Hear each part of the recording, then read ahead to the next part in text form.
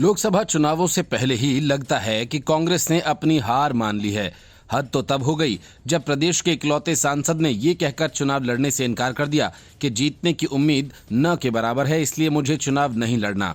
बड़ी बात यह कि लोकसभा के उपचुनाव में कांग्रेस ने बीजेपी के हाथों से ये सीट छीनी थी। असल में बात हिमाचल की मंडी सीट की है, जहां से प्रतिभा सिंह राज्य के एकमात्र सांसद हैं, लेकिन उन्होंने चुनाव लड़ने से ही इनकार करके कांग्रेस के सामने नई मुसीबत खड़ी कर दी।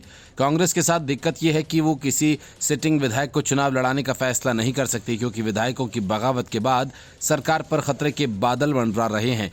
प्रदेश कांग्रेस स्क्रीनिंग कमेटी की नई दिल्ली में बैठक में टिकट के दावेदारों के नाम पर चर्चा की गई। माना जा रहा है कि इसी हफ्ते केंद्रीय चुनाव समिति की बैठक में चारों उम्मीदवारों के नाम घोषित हो सकते हैं।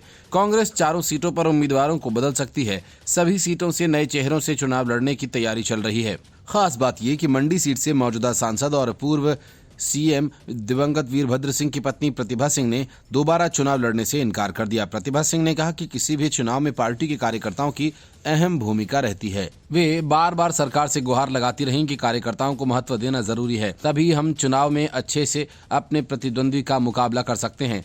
मैंने पूरे प्रदेश का दौरा किया और फील्ड में रही, लेकिन अब हालात ऐसे बने हैं कि हमें शायद ही लोकसभा चुनाव में ज्यादा कामयाबी मिले।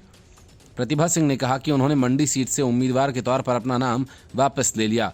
उन्होंने कहा कि हाईकमान को बता दिया कि मैं मंडी से चुनाव नहीं लड़ूंगी, पार्टी किसी को भी उम्मीदवार बना सकती है। उन्होंने ये भी कहा कि उनके पास प्रदेश कांग्रेस अध्यक्ष का ओहदा है और ऐसे में वे महज एक लोकसभा सीट पर केंद्रित नहीं रह सकती। प्रतिभा सिंह के चुनाव न लड़ने की सूरत में युवा कांग्रेस के प्रदेश अध्यक्ष निगम भंडारी और पूर्व मंत्री कौल सिंह ठाकुर के नामों पर विचार चल रहा है।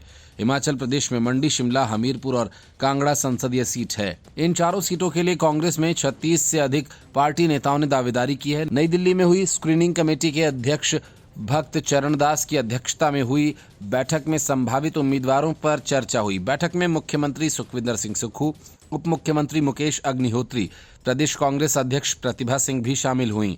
बैठक में एक एक सीट पर एक एक दावेदार और मजबूत दावेदार को लेकर मंथन हुआ। पार्टी शीर्ष नेतृत्व की कोशिश है कि चारों सीट पर जिताऊ नामों को उतारा जाए। ये भी माना जा रहा है कि उम्मीदवार तय करने में मुख्यमंत्री सुक्खू की पसंद का खास ख्याल रखा जाएगा। कांग्रेस के लिए सबसे बड़ी मुश्किल हमीरपुर सीट पर आ सकती है। हमीरपुर सीट पर कांग्रेस लगातार 8 चुनाव हार चुकी है। भाजपा के कद्दावर नेता अनुराग ठाकुर के प्रभुत्व वाली इस सीट पर कांग्रेस को आखिरी बार जीत साल 1996 के लोकसभा चुनाव में मिली थी। अनुराग ठाकुर लगातार 4 बार से यहां से सांसद हैं। 2019 के लोकसभा चुनाव में कांग्रेस ने इस सीट से पूर्व मंत्री रामलाल ठाकुर को उतारा था। इस बार उन्होंने भी चुनाव लड़ने में दिलचस्पी नहीं दिखाई। रामलाल ठाकुर का कहना है कि उन्होंने चुनाव लड़ने के लिए आवेदन नहीं किया है। Bureau report, news of India.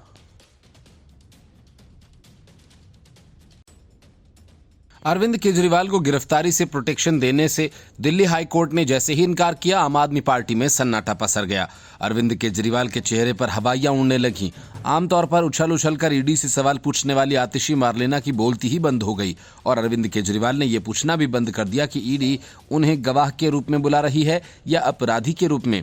असल में केजरीवाल के वकील सिंघवी ने यह दलील कोर्ट के सामने रखी तो कोर्ट ने कहा कि पहले पेश होइए, तब आपको पता चल जाएगा कि आपको अपराधी के रूप में बुलाया है या गवाह के रूप में। ईडी के सामने गिरफ्तारी से बचने के लिए केजरीवाल पेश नहीं हो रहे हैं। उन्हें इस बात की गारंटी चाहिए कि वे गिरफ्तार नहीं किए जाएंगे। इसी गारंटी के लिए वे हाईकोर्ट गए थे, लेकिन हाईकोर्ट ने ऐसा किया नहीं। वजह ये कि सुप्रीम कोर्ट ने हाल ही में साफ तौर पर कह दिया था कि ईडी का समन मिलने पर पेश होना ही होगा। केरल हाईकोर्ट के जज ने तो एक कदम आगे बढ़कर ये कह दिया कि अगर ईडी ने मुझे बुलाया तो मुझे भी जाना पड़ेगा। लेकिन 2 बड़ी अदालतों के फैसले के खिलाफ केजरीवाल ईडी के सामने हाजिर होने की जगह सिर्फ बातें बना रहे हैं और टाइम पास कर रहे हैं, जबकि ईडी ने अब खुलकर केजरीवाल को शराब घोटाला मामले का मुख्य साजिशकर्ता करार दिया है। हाईकोर्ट में मामले की अगली सुनवाई 22 अप्रैल को होगी। कोर्ट में अरविंद केजरीवाल की ओर से वकील अभिषेक मनु सिंघवी दलील दिए। दिल्ली हाई कोर्ट ने पूछा कि आप समन पर पेश क्यों नहीं हुए। इस पर केजरीवाल के वकील अभिषेक मनु सिंघवी ने कहा कि इस मामले में 9 समन जारी हुए, सभी पर हमने जवाब दाखिल किया। हमने कहा कि हम वर्चुअली जवाब देने के लिए तैयार हैं। अभिषेक मनु सिंघवी ने कहा कि पेश होने में कोई दिक्कत नहीं है, लेकिन कुछ प्रोटेक्शन चाहिए। अभिषेक मनु सिंघवी ने कोर्ट से समन जारी करने की मांग की।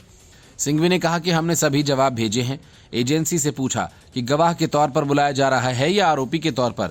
इस पर दिल्ली हाईकोर्ट ने कहा कि जब आप पेश होंगे तभी आपको पता चलेगा। अदालत ने अरविंद केजरीवाल से पूछा कि आपको ईडी के सामने पेश होने से क्या रोक रहा है। वे आपको पहली बार पेश होने पर गिरफ्तार नहीं करेंगे, वे कारण बताएंगे, उसके बाद ही गिरफ्तार करते हैं। हमने कई मामले देखे हैं। हाईकोर्ट में सुनवाई के बाद दिल्ली बीजेपी के अध्यक्ष वीरेंद्र सचदेवा ने प्रतिक्रिया दी। उन्होंने कहा कि अरविंद केजरीवाल की अर्जी पर कोर्ट की प्रारंभिक सुनवाई से स्पष्ट है कि ईडी के सभी समन वैध थे। समन केजरीवाल को व्यक्तिगत भेजे गए थे, उनकी पार्टी से कोई लेना देना नहीं है। केजरीवाल को कोर्ट में पेश होना चाहिए।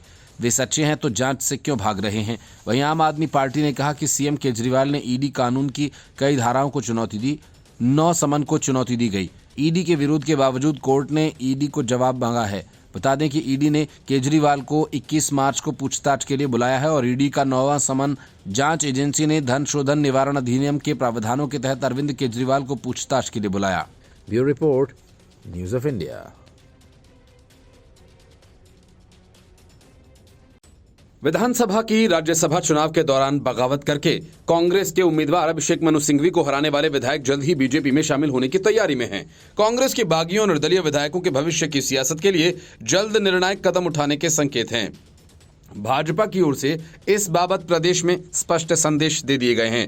सूत्रों का कहना है सुप्रीम कोर्ट के रुख को भांपकर कांग्रेस के बागी और भाजपा वाले अब जल्द ही आगे की चुनौतियों के लिए तस्वीर साफ करने वाले हैं, ताकि जनता को स्पष्ट संदेश दिया जा सके।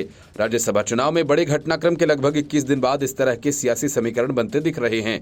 बागी और निर्दलीय विधायक तभी से प्रदेश से बाहर हैं। पंचकुला, ऋषिकेश के बाद अब कई दिनों से दिल्ली में उनका डेरा है। सूत्रों का कहना है कि कांग्रेस से बगावत का झंडा बुलंद करने वाले खेमाबा भविष्य से जुड़े बिंदुओं पर मंथन करने के लिए एक साथ बैठा दो दौर में चली बैठक में कई बिंदुओं पर गहन चर्चा कर सहमति बनाने की कोशिश की गई। सूत्र बताते हैं कि आखिर खेमे में स्पीकर के फैसले के खिलाफ अदालत में दायर याचिका के मामले को ज्यादा लंबा न खींचने पर फौरी सहमति बनी।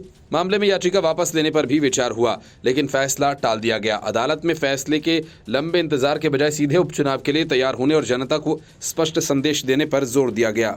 उपचुनाव के लिए चुनावी मैदान में उतरने से पहले भाजपा में शामिल होने की गुंजाइश को भी समय रहते भुनाने के समय की जरूरत माना गया। साफ है कि कांग्रेस के बागियों ने भाजपा में शामिल होकर आगे बढ़ने का मन बना लिया है।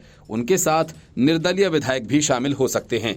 सूत्रों का कहना है कि भाजपा हाईकमान भी हिमाचल से जुड़े इस मामले में बड़ा कदम उठाने की तैयारी कर चुका है। लोकसभा और उपचुनाव के नफे नुकसान और प्रदेश में भविष्य के अवसरों पर आकलन के लिए पार्टी में मंथन तेज हो गया। पूर्व सीएम एवं नेता प्रतिपक्ष जयराम ठाकुर पहले ही इस बाबत संकेत दे चुके हैं। सूत्रों का कहना है कि पार्टी की ओर से उपचुनाव से जुड़े हलकों में भाजपा की लीडरशिप को इशारे में बता दिया गया है। हाईकमान के फैसले के अनुसार पार्टी के लिए एकजुटता बनाकर काम करने का एक लाइन का संदेश भेजा जा रहा है। इसी कड़ी में भाजपा राष्ट्रीय अध्यक्ष जेपी नड्डा की बागियों से मुलाकात होने वाली है। बताया जा रहा है कि सब कुछ इसी तरह चलता रहा तो कांग्रेस के बागी अगले 1-2 दिन में बीजेपी में शामिल हो जाएंगे और उसके बाद हिमाचल लौट जाएंगे। कांग्रेस योग्य घोषित विधायक इंद्रदत्त लखनपाल का कहना है कि हम कुछ ही दिनों में हिमाचल में वापसी कर लेंगे। सभी एकजुट और देर रात तक भाजपा राष्ट्रीय अध्यक्ष जेपी नड्डा से मुलाकात संभव है। देखते हैं कि क्या बात होती है, इसके बाद ही सारी तस्वीर साफ हो पाएगी। सदस्यता गंवाने वाले विधायक रवि ठाकुर का कहना है कि वो पूरे जोश और उत्साह के साथ लौटने की तैयारी में हैं। कब लौटेंगे दावे से नहीं बताया जा सकता। भविष्य के लिए सभी विकल्प खुले हुए हैं। अयोग्य ठहराए गए निर्दलीय सभी 9 विधायक मंथन के लिए एक साथ बैठे थे। चर्चा जारी है। कुछ बिंदुओं पर आपस में सहमति बनी है। जल्द ही इसका खुलासा हो जाएगा। Report, news of India.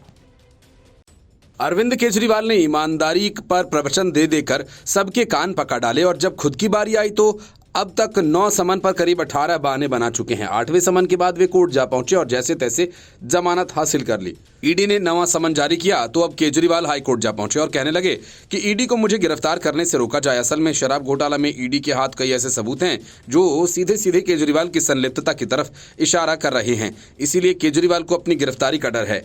High court में सुनवाई शुरू होते ही केजरीवाल के वकील अभिषेक मनु सिंघवी ने कोर्ट से सीधे सीधे ये मांग कर दी कि उन्हें गिरफ्तारी से राहत दी जाए।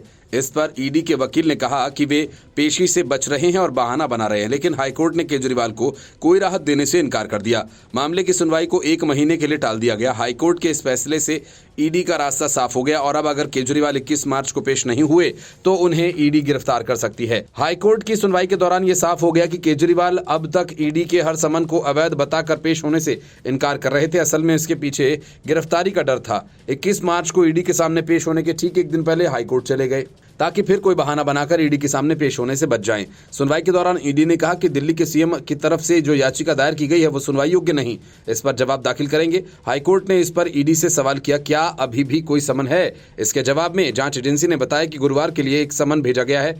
इस दौरान केजरीवाल के वकील सिंघवी ने गिरफ्तारी की राहत की मांग करते हुए आम आदमी पार्टी का इस पर कहना है कि ईडी पूछताछ के बहाने बुलाकर केजरीवाल को गिरफ्तार करना चाहती है। आम आदमी पार्टी के राष्ट्रीय संयोजक की याचिका पर जस्टिस सुरेश कुमार कैत और जस्टिस मनोज जैन की बेंच ने के सामने सुनवाई हुई। बेंच ने सवाल पूछा, उन्हें 9 समन जारी किए गए, वे अब तक पेश क्यों नहीं हुए?